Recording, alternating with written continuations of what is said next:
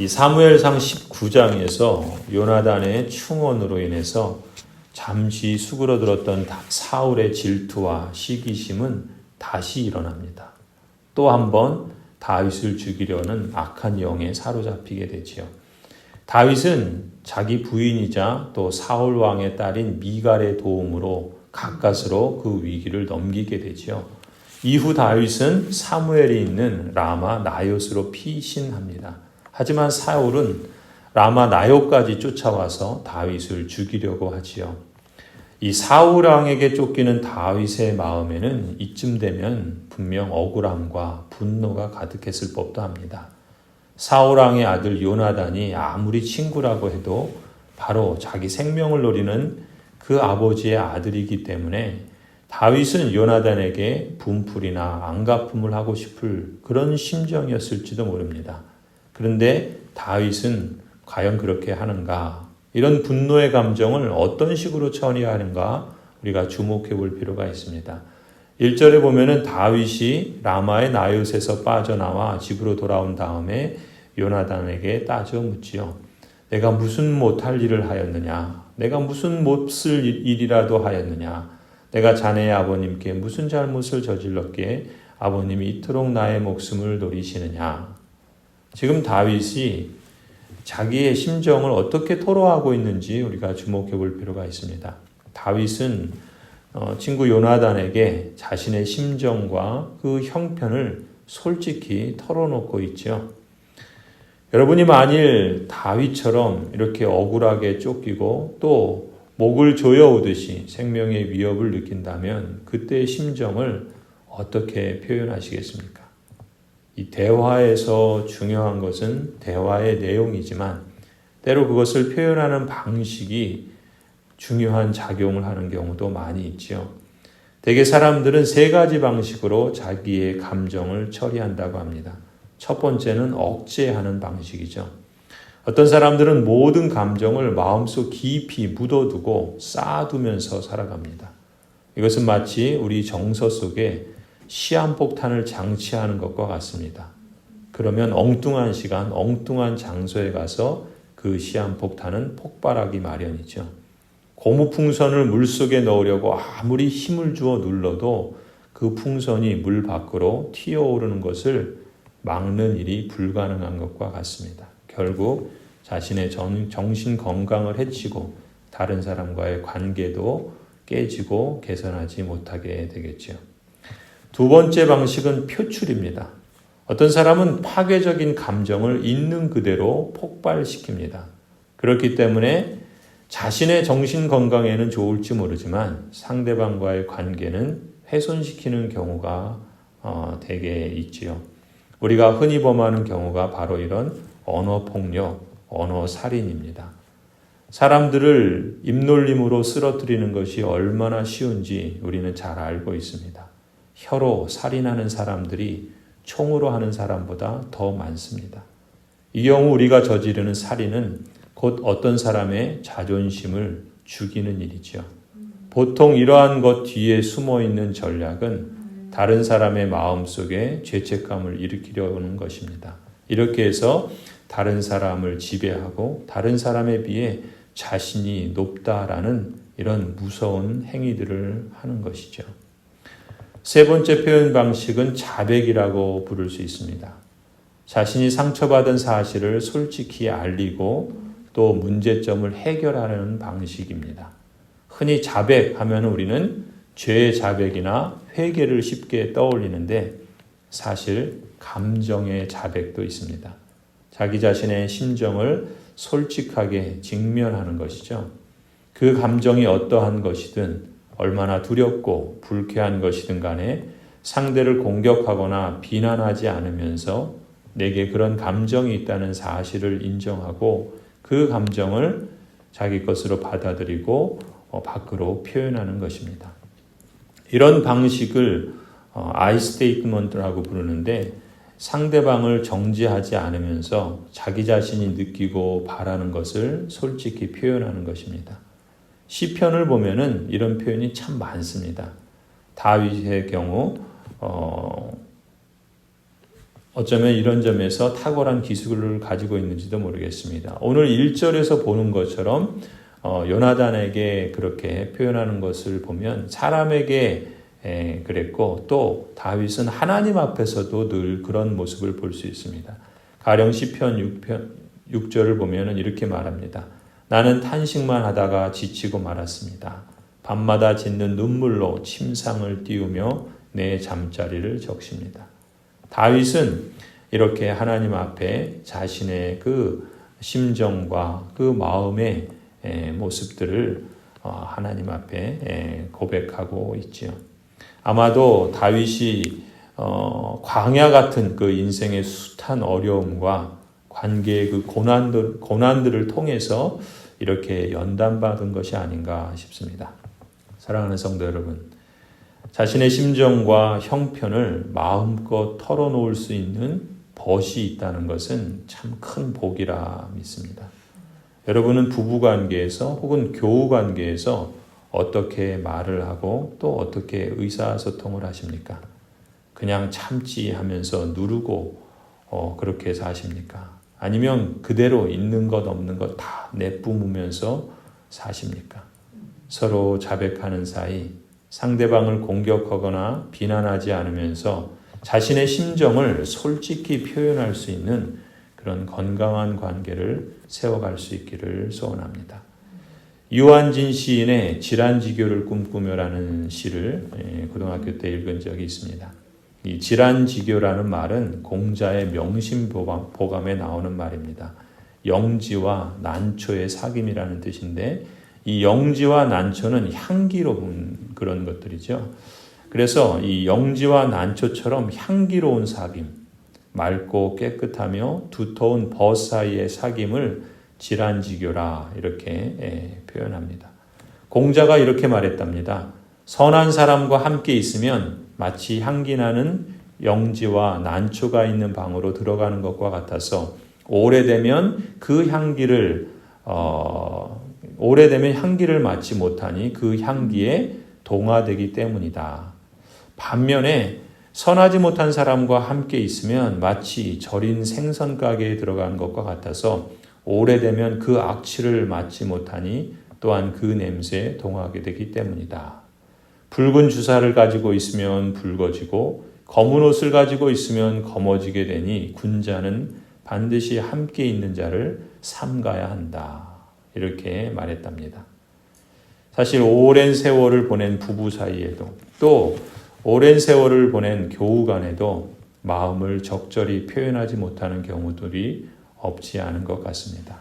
공자의 말처럼 영지와 난초처럼 서로에게 향기롭고 선한 영향력을 주는 그런 사귐을 세우고 또 추구하는 것, 우리 가정이 또 그리스도 안에서 우리 교회가 그런 만남, 그런 복된 만남의 장소가 되기를 기도하면서 서로 연결하고 함께 세워가는 그러한 영적 성장이 있기를 기원합니다.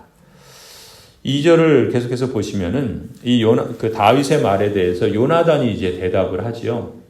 이 요나단은 다윗의 말을 가만히 듣고 나서 그럴 리가 없다고 다소 의외라는 듯이 말을 합니다. 2절에 보면은 요나단이 다윗에게 대답하지요.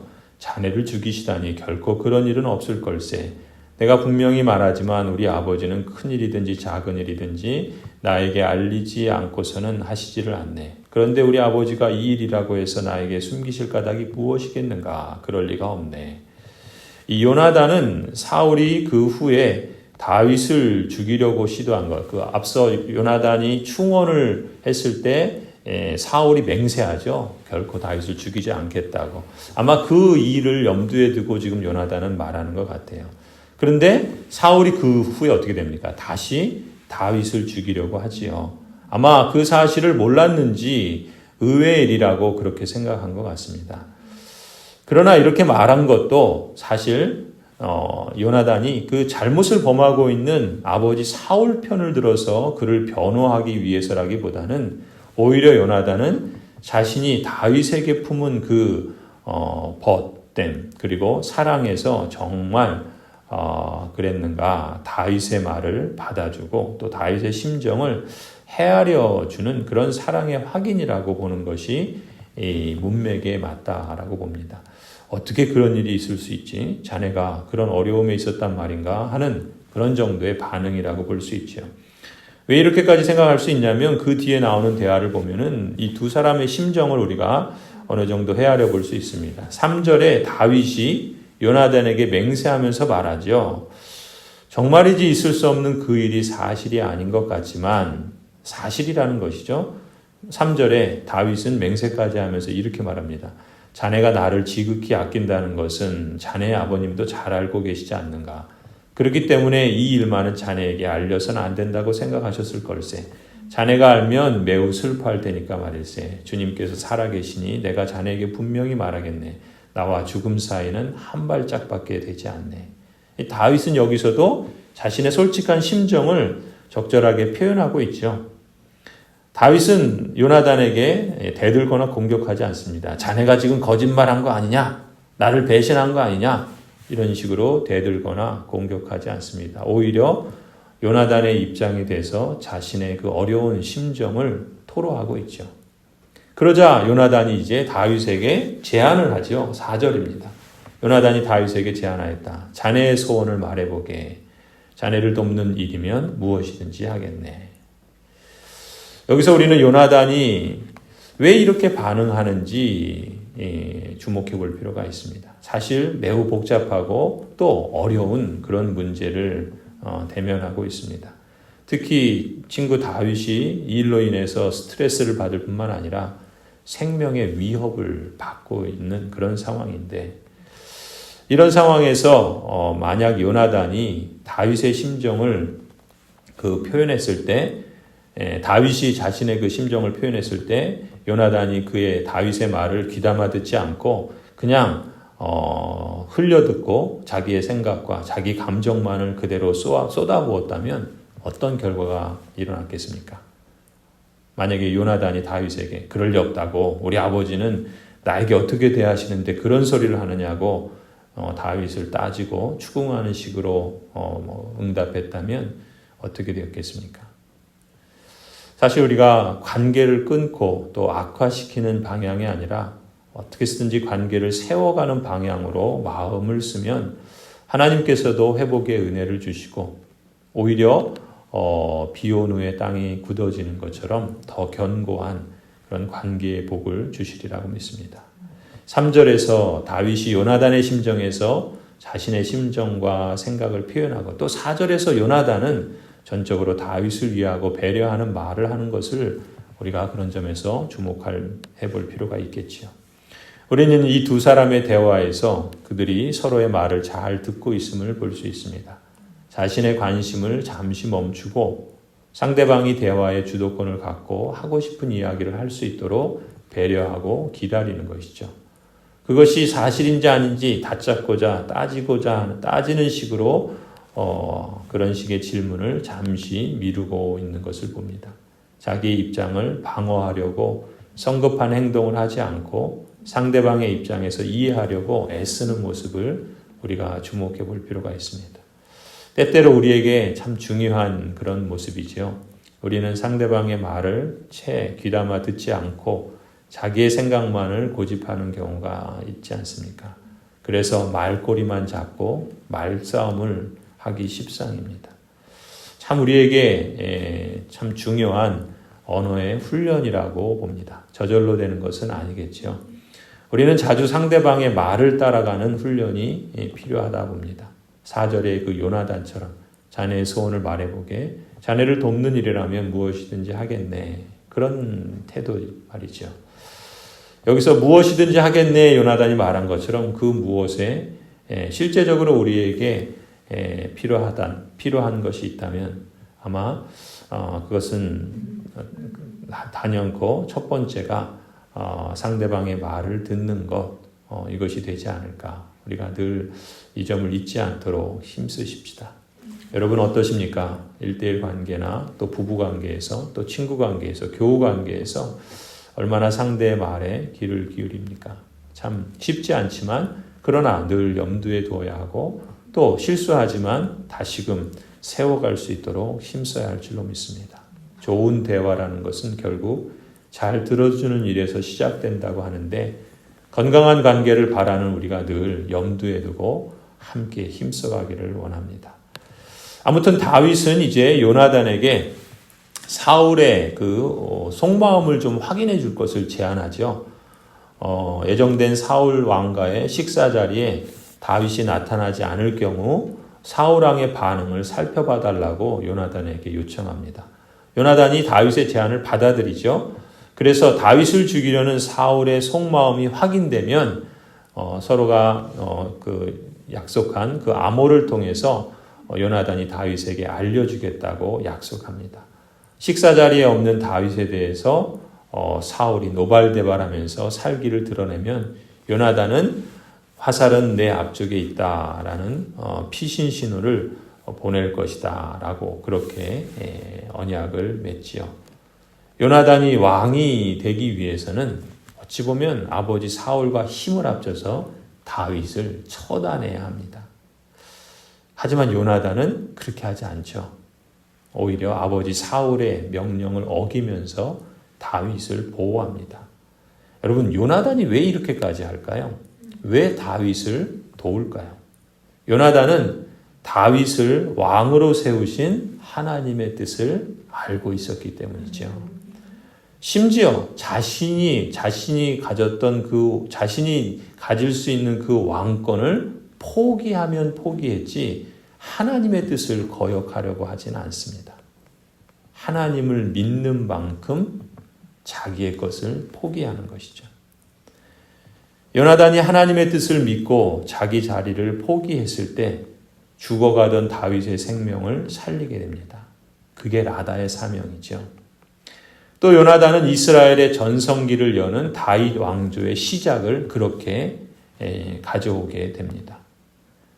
그리고 요나단의 포기는 다윗을 통해서 메시아를 준비하는 큰 기여를 하게 됩니다. 성도 여러분, 오늘 우리는 어떻습니까? 내 믿음은 어떤가요? 하나라도 더 얻어내려는 세상 속에서 나는 예수님과 함께 무엇을 포기하고 있나요? 하나님의 약속을 믿고 포기하며 양보하는 삶을 살 수 있겠습니까? 하나님의 뜻을 알고 포기하는 삶을 선택함으로써 생명을 살리고 새로운 왕조를 열고 메시아를 준비하는 이러한 복된 길을 걸어갈 수 있기를 간절히 축원합니다.